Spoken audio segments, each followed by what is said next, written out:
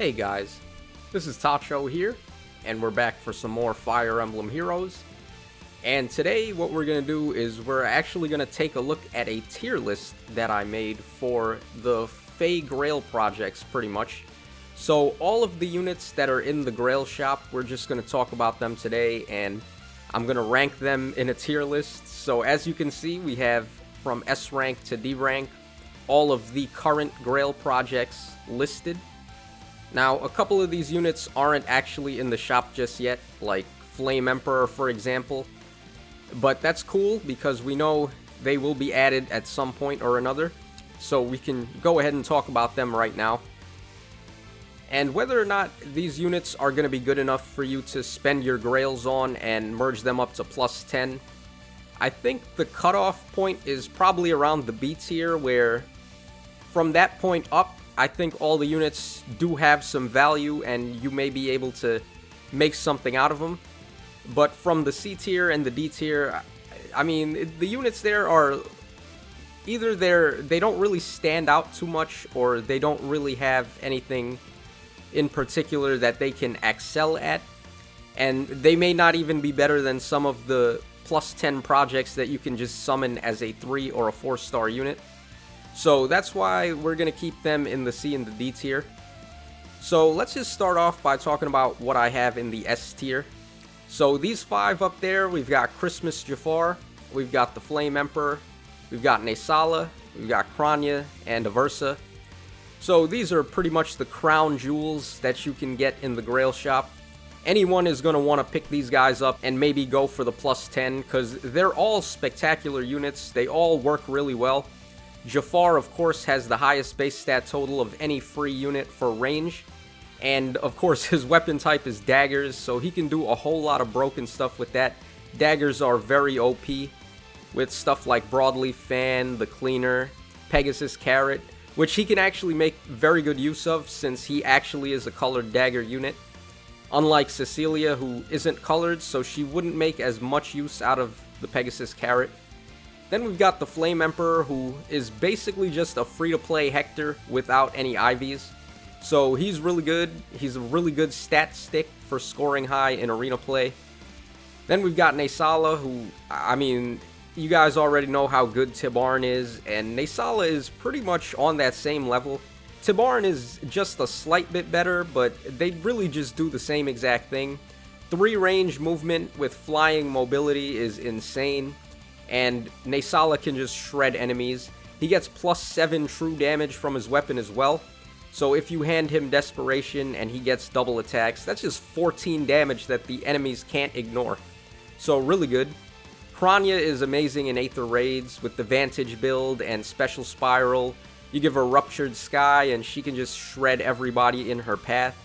And I feel like Aversa is kind of in last place on this list, but she's still definitely up there.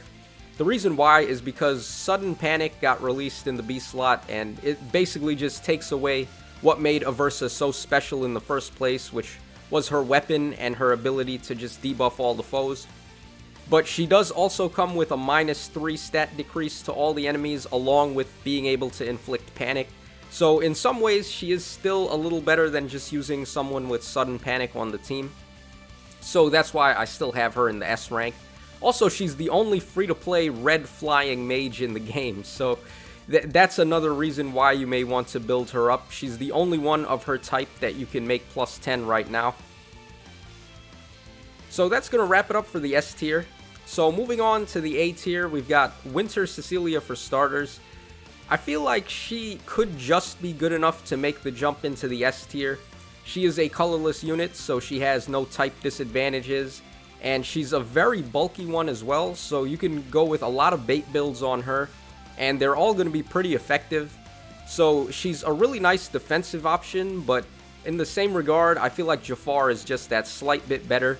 He does have way more speed than her, so he has a whole lot more options in the tank, and he does have good defenses as well. Even though they're not quite as good as Cecilia's, he can still make do. So I would just barely give the edge to Jafar in this case. Then we've got Branya, who is amazing, one of the coolest Blue Tome units in the game. She's got a really high base stat total, and her weapon effect can negate penalties and also give her all stats plus 4. So very powerful stuff. And then from Itsuki on to Halloween Dorcas, the 4 units next to each other there are all pretty much just scoring sticks for arena play. They all score in the 174 BST bin. So they're just nice merges to have at plus 10 if you care about high scoring units for modes like Arena, Arena Assault, Allegiance Battles, Mjolnir's Strike, and so on. So very good stuff there. Between Tsuki and Astrum though, since both of them have perf weapons, it's hard to say who's really better. Tsuki is effective against dragons, which is very helpful in arena play, whereas Astrum is able to provide a +4 stat bonus to pretty much all your units as long as you meet the requirement, so Astrum's always going to be helpful. And when it comes to Eliwood and Dorcas, they don't really have any special weapons of their own, but the inheritable weapons you can give them are all still pretty good. So they do hold their own, and they are definitely worthy of being in the A tier. Then we've got Pan up next, and Pan is a very good player phase unit. Her weapon just does so many things, it's hard for me to not put her in the A tier. It's effective against cavalry, it grants +3 to all stats, she gains a flat 2 attack if she transforms, she can negate enemy follow-ups, she does -4 to the foe's attack and defense. Like, Pan's weapon just does way too many things for me to have her anywhere besides the A tier. And of course she's a cavalry unit, so she can move 3 spaces. She's very nice in a lot of Aether Raid setups if you want to put her there. So Pan is awesome, and she definitely deserves to be in the A tier. And to wrap us up, we've got Zephyl and the Black Knight. Both of them are a little underscoring at this point. They're only 169 BST. But their stat spreads have held up quite well. They have good stat distribution. Especially Zephyl, he's just a really good stat tank. And of course, both of their weapons hold up still. Black Knight's got distant counter, whereas Zephyl has distant defense on his weapon. And he can also do attack -6 on the foe, if they're not a dragon type. So pretty good stuff. And of course, the Black Knight still has Black Luna, which is one of the most powerful attacks in the game, even to this day. So then we come to the B tier, and this is what I said before, it's probably the cutoff point where from anything below this, you're probably not going to see as much use out of these units, but from the B tier, you can still make something out of them. So Camus and Xander, what is there to really say? They were the most infamous Grand Hero Battle units in the past, because they both came with distant counter on their weapons, but it took so many months before they got any reruns. So a lot of players either didn't manage to get them or were not able to get merges. But that's all fine and dandy now since they're in the Grail shop. Xander's defense is outrageously high for a horse unit. Like, I think his defense is actually higher than Zephyl's, which is insane, because Zephyl is of course an armored unit. And having DC on the weapon on both of these guys gives them access to the A-slot passive instead of having to run distant counter. So that's always going to be helpful. A-slot passives just keep on getting stronger and stronger as we go on. So it is better to have distant counter on your weapons still, generally. Then we've got Renea. She is a really high BST dancer at 152. And between her and the Little Azura, those are the only 2 magic dancers you can make for free. All the other ones are banner units or seasonal units. So Renea does have value. She also has Silver Goblet, which basically grants distant guard to your allies, and it's a very nice weapon for dancers to have so they can just completely support your units even more.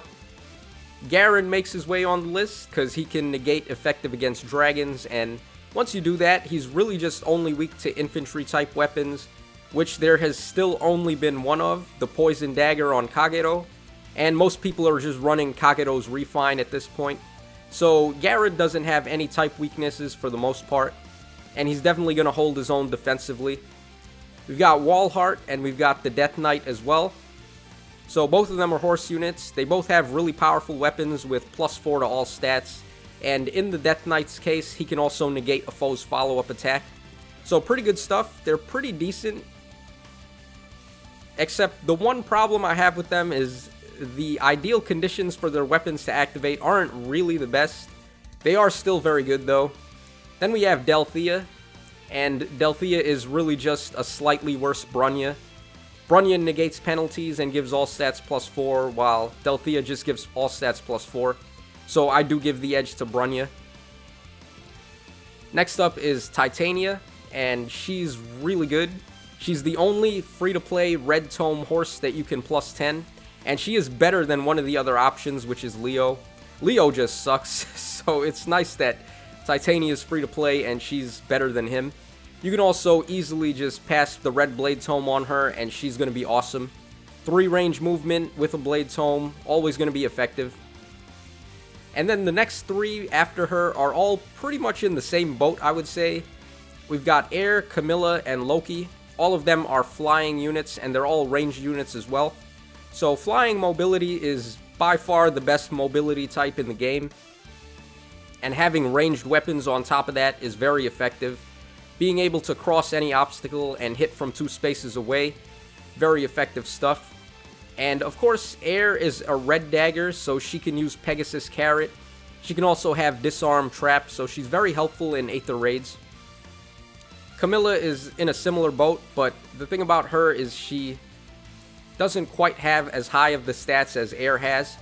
So I would say Air is just a slight bit better, but there's really no colorless dagger flying unit you can free merge up to plus 10, so I do think Camilla has some value there. And the same can be said about Spring Loki. She's really the only free-to-play bow flyer you can make up to plus 10, and her stats aren't too bad. There are some nice builds you can go with on her to be either tanky or offensive. So all 3 of these units I think are pretty solid. Then we've got Lioness, who has the Basilicos refine. It just gives him life and death, and it also gives him -1 special cooldown. So he's an amazing Gale Forcer, much like Raven is. Between him and Raven, which one of them would you want to get to plus 10? It's hard to say. Raven does, of course, have the advantage of not needing Grails to get to plus 10. But I think Linus is still pretty good, and he holds his own pretty well. Next up is Halloween Rolfe, and he is a 157 BST Cavalry Archer. So that's not too shabby. Of course, having 3 range of movement with a 2 range weapon is the highest reach any unit can get. You can do a lot of stuff with him. You can make him offensive, you can make him defensive. He's just really solid thanks to that 5 range reach, and there's a lot of ways you can build him. And finally, in the B tier, we have Clive and Kemp. Both of them are melee cavalry units, Clive being a lance and Kemp being a sword. And Clive has effective against armor on his refine, along with all stats +3 to him and a support partner. So he's pretty much like male Corrin with the Yato, except he is effective against armors, which is probably the best effective weapon type you can have. And in the case of Kemp, he's really nice for Aether Raid's defense. If you give him stuff like Sturdy Impact and you give him Lunge, you can make some nice shenanigan setups with him. So he is pretty cool.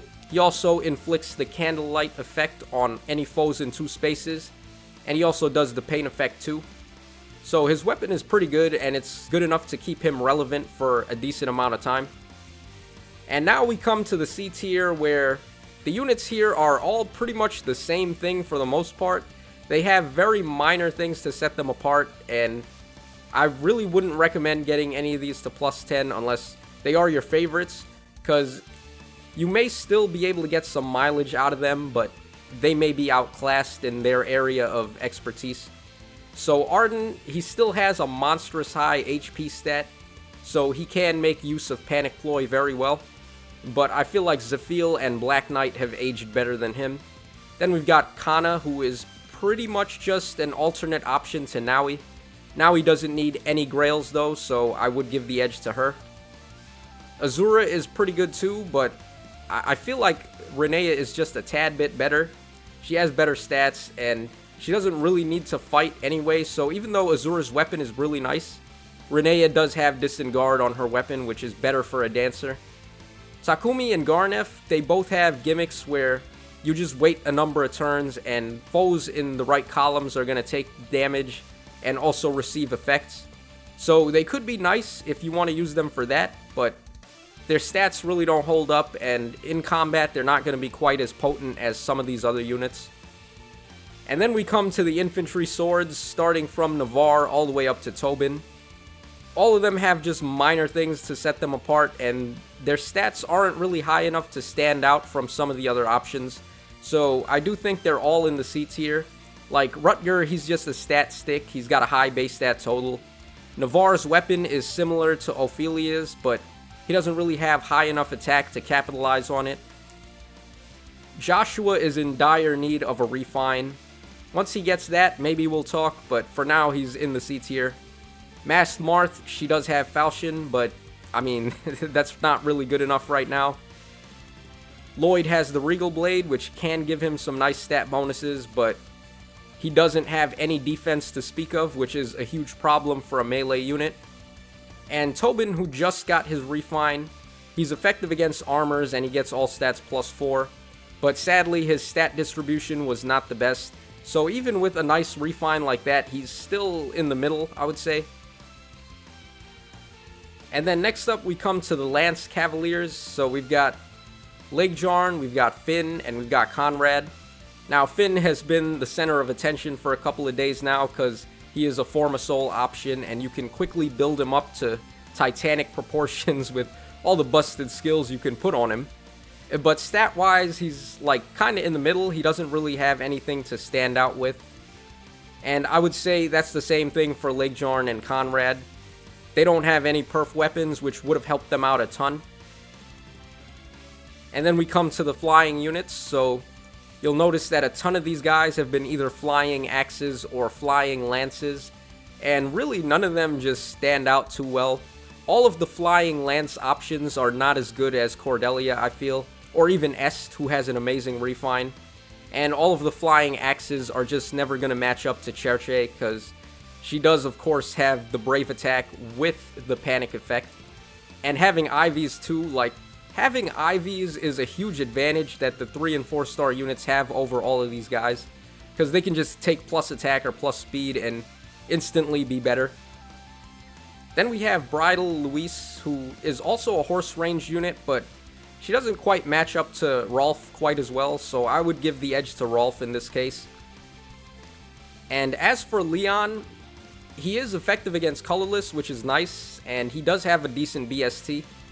But we are going to get the Resplendent Sophia very soon, and I feel like Sophia is going to end up outclassing him once that happens. You don't need Grails to +10 her, and she's actually going to be pretty legit. I'm going to have to do a video on Resplendent Sophia very soon, so keep an eye out for that. And following up Leon, we've got Julius, who his weapon is pretty interesting. He can give -6 to foes that are not effective against dragons, and that's going to be a lot of them. But my real problem with this guy is that his defense is just a little too low for a unit like that. If his defense was maybe like 24 and up, I think he'd be solid. But his defenses are just paper thin. He's going to get shredded by pretty much all the physical units. So he's not the best, I would say. Then we come to the horse units. We've got Picnic Leo and we've got Marth. Picnic Leo is a tome unit, and he's a green tome, so he could be pretty decent, I guess, if you build him up. His only real competition in that slot is Cecilia, and between Picnic Leo and Cecilia, I think it's really just a toss-up on who you think is better. Cecilia has the advantage of not needing any Grails to get to +10, so that is in her favor. And when it comes to Marth, he's pretty good for an Axe Horse unit. There's really not too many options to get to +10 for that category. We do have Titania, who is similar in stat line to him, but Marth is just a slight bit better. But of course, Titania has her own unique weapon and a refine, so I would still say they're about on par with each other. And then we come to the horse staff units in Ethlin and Silk. And statistically, they're not too standoffish. Silk would have been a lot better if she had some more speed, but she just doesn't. So there's really not much we can do about that. The other free-to-play staff options are going to end up being just about as good as them. But of course, staff weapons are very busted, like Panic and Gravity and Pain, and all of those things are all very powerful. So despite not being top-tier options, I would say they are still okay. And next up, we've got Female Robin. Just like Leon, she is effective against colorless units, which is a very nice niche to have. And she also can grant +4 to all stats if your team meets the tactic skill requirement. So it's not a bad refine. The only problem I have with her is that her stats are really low. She's got 29 in all stats, and without being able to have boons and banes, that really hurts her. And then we've got Arvest and Cius, who are both trying to pull off some ploy shenanigans with the old school ploys, where you actually had to line up with the foes and have higher res than them. But that type of ploying just really doesn't hold up in today's game. The old school ploy skills are so outdated and so past their prime compared to stuff like the chill skills, or the lull skills, or the ruse skills. There's just so many better ways to debuff the foes now that I can't really sing the praises of these two anymore. And then next up, we've got Summer Yilger, who is basically just a worse Lioness. She doesn't have a perf weapon, and Lioness's stat distribution is a little better than her. And then finally, we've got Fiora, who I would say is not quite as good as Pala, who you can easily plus 10, and her refine is really nice. So the fact that Fiora doesn't have a perf weapon really hurts as well. And then we come to the D tier, which is pretty much the bottom of the barrel. Most of the units in this tier just have way too stiff competition for them to keep up with, and they haven't really held up too well. But I will say one thing, and it's that Marissa is the prime source for infantry pulse. So in that instance, even if Marissa had been a solid sword unit, like Rutger for example, I still would highly recommend people not use Marissa as a merge project, because infantry pulse is just way too good fodder, and you will want to deck out a really good infantry pulse team if you're taking arena defense seriously and you want to make some good defenses. So that's going to wrap us up for today, guys. Hope you enjoyed my tier list, and I will put a link in the description of this video to the actual tier list, so you can go ahead and have fun with that and make your own one. I know everyone is going to have their own tier list. Everyone thinks a little differently about where units are going to rank. So that's all for today, guys. Hope you enjoyed it, and I will catch you guys again in the next one.